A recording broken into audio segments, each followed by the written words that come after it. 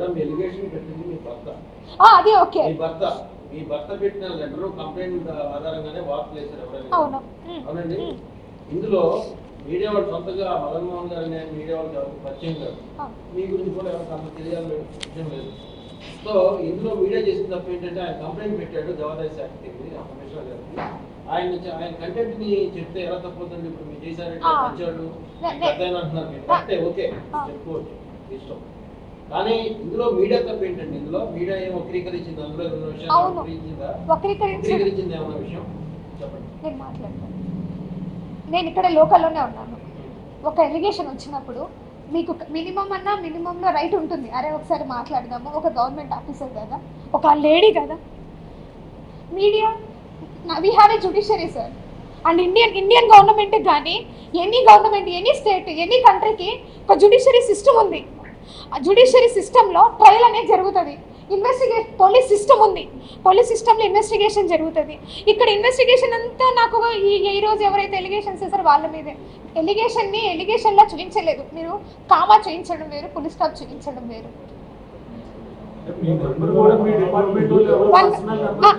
One by one.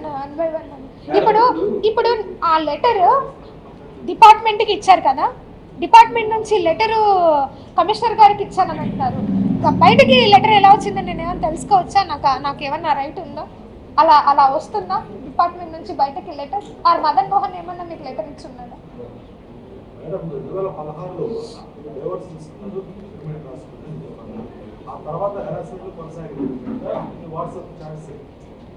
Illegal baby me husband ఎవరైతే అన్నారో అతను వాట్సాప్ చాట్స్ లో మీకు ఇంత హెరాస్ చేసి ఇబ్బందులు పెడతా ఉన్నప్పుడు లీగల్ గా అతనిపై యాక్షన్ తీసుకోలేదు.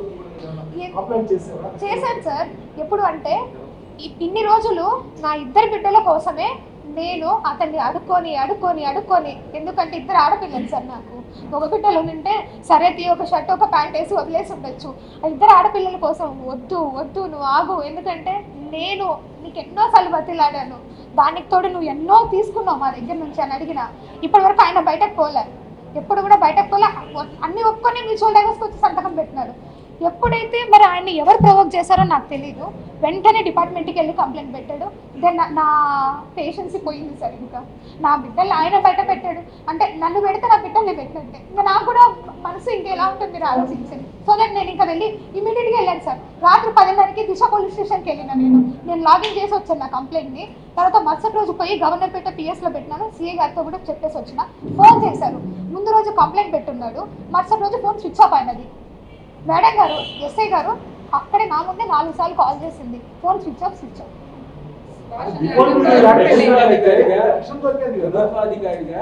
ఒక రాజకీయ నాయకుడు అంటే ఒక విజయసాయి ఆయన పోస్టింగ్స్ కి మీరు ఎలా రెస్పాండ్ అవుతారు?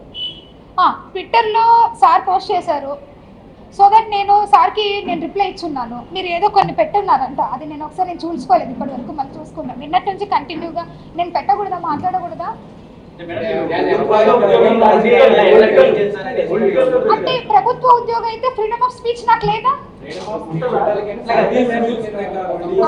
సర్వీస్ రూల్స్ ప్రకారంగా సారు అక్కడ ఏదైతే చెప్పున్నారో నేను ఒకసారి మీరు అది చదివితే నేను చూస్తా. ఆయన అడిగారు కాబట్టి ఒక్కసారి నా ఫోన్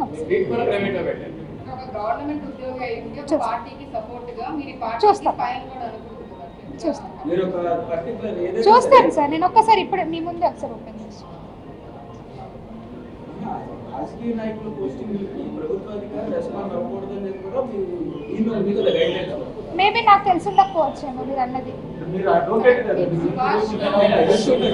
మ్యారేజ్ ఎవరి సమక్షంలో అయింది అది మదన్ మోహన్కి తెలియదంటారా? మదన్ మోహన్కి తెలియదండి. మదన్ మోహన్ తెలీదు. లేదు, నేను మ్యూచువల్ డైవర్స్ ఫైల్ చేశాం కదా సార్.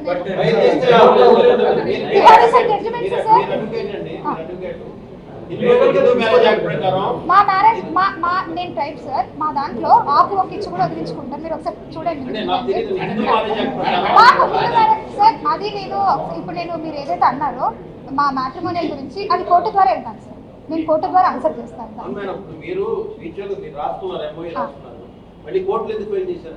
నేను చెప్పేటప్పుడే కన్క్లూజన్లో చెప్పాను సార్, కోర్టుకి మ్యూచువల్ ఎందుకు వెళ్ళాల్సి వచ్చింది అనేది కూడా చెప్పాను నేను.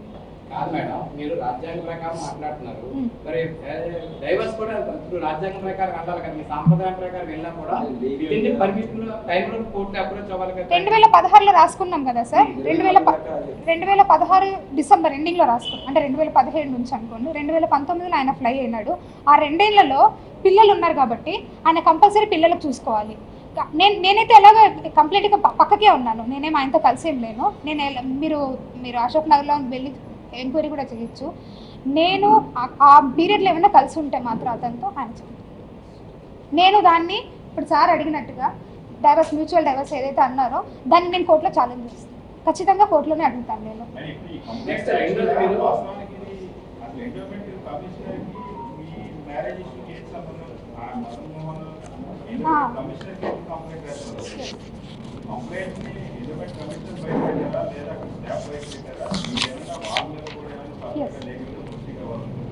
ఎస్ సార్, ఒక డిపార్ట్మెంట్కి, మా డిపార్ట్మెంట్ కాదు కదా సార్, ఎనీ డిపార్ట్మెంట్కి చాలా టపాల్స్ వస్తూ ఉంటాయి.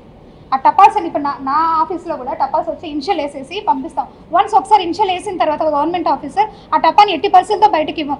వాళ్ళకి కావాలి అంటే వాళ్ళు ఒక లెటర్ ద్వారా తీసుకొని దాన్ని స్కాన్ చేసుకొని మళ్ళీ వాళ్ళ కాపీ మాత్రమే ఇస్తాం. కొంతమంది తప్పు రాసినమ్మా మళ్ళీ ఏంటమ్మా అంటారు. ఇక్కడ ప్యూర్గా నాకు తెలిసి నేను చెప్తా ఉన్నా, ఎందుకంటే ఈరోజు తెలియాలి కాబట్టి. కమిషనర్ గారి దగ్గరికి ఆయన వెళ్ళారంట. కమిషనర్ గారు అని క్లియర్గా చెప్పారు, ఇది మీ మ్యాట్రిమోనియల్ ఇష్యూ, మీరు కోర్టు కానీ పోలీస్ కానీ ఉంటుంది, మీరు అప్రోచ్ అవ్వండి అని. వెంటనే అతను అడిషనల్ కమిషనర్ దగ్గరికి వెళ్ళారు. ఆయన విషయం విన్నారో లేదో నాకు తెలీదు, మీరు ఏదైనా చెప్పాలనుకుంటే రిటర్న్లో ఇవ్వండి అన్నారంట. సో దట్ అందుకే రిటర్న్లో ఇచ్చారనేసి నాకు వేరే వాళ్ళ ద్వారా తెలిసింది.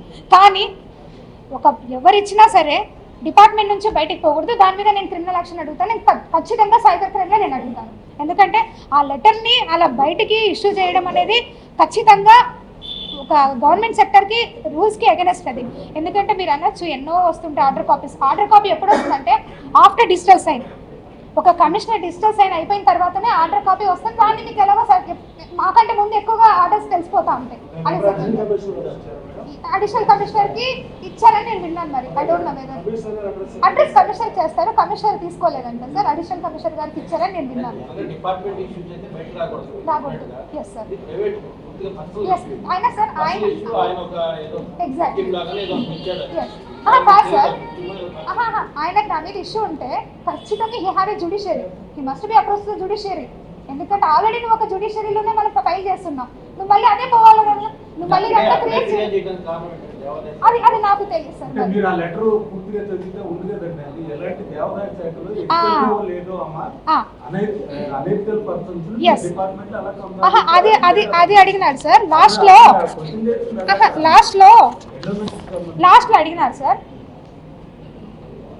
I humbly request the endowments office, please put up inquiry, let me know who is the real father. I'm wondering being such a scared and hostic endowment department. Okay, ikkada inquire and let me know who is the father. This is job to the judiciary. The job is by the judiciary. నేను ఒక నిమిషం నన్ను చదవనియండి. ఇలాంటి డిపార్ట్మెంట్లో, ఇది ఒక పవిత్రమైన డిపార్ట్మెంట్లో ఒక అనెతికల్ పర్సన్ ని ఎలా ఉంచారు అనేది అతను ఎలిగేషన్ చేస్తూ, ఒకవేళ ఇది ఎథికల్ అయినప్పుడు ఆవిడ ఆ తల్లి కాదనుకున్నాడు కదా, బిడ్డ ఎవరు కాదండి అని అది ఆస్పెక్ట్ లో కమిషనర్ గారు దీనికి జ్యూరిస్డిక్షన్ సార్ తేల్చడానికి అక్కడ వరకు మీరు అది మరి ఎథికల్ కాదని నేను మీకు అడుగుతున్నాను సార్, కమిషనర్ గారు కాదు కదా, మీరు అడిగారు కాబట్టి ప్రతి ఒక్కరికి సరే సార్, ప్రతి ఒక్కరికి ఛాన్స్ ఉంది ఎవరికైనా అడగడానికి. మీ కుల సంఘం ప్రకారమే మేము డైవోర్స్ తీసుకున్నాం అంటారు. అంటే మీరు రాజ్యాంగం చట్టం ప్రకారం తీసుకున్నారు, అప్పుడే మ్యూచువల్ డైవోర్స్ చేసుకోవచ్చు. నేను ఆయనకు రాసి ఇచ్చిన, ఆయన నాకు రాసి ఇచ్చినారు సార్, అది మనం కోర్టులో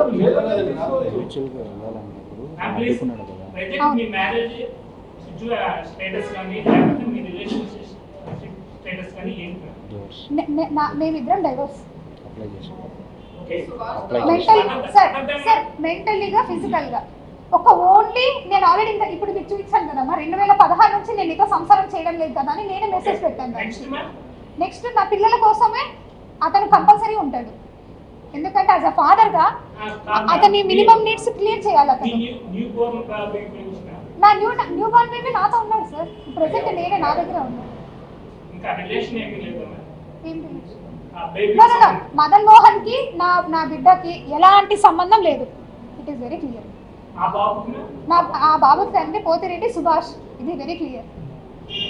సుభాష్ మీరు మ్యారేజ్ చేసుకున్నారు? ఎస్ మేమిద్దరం చేసుకున్నాం. అఫీషియల్ గా కాదు సార్, మేమిద్దరం ఇష్టపడి చేసుకున్నాం.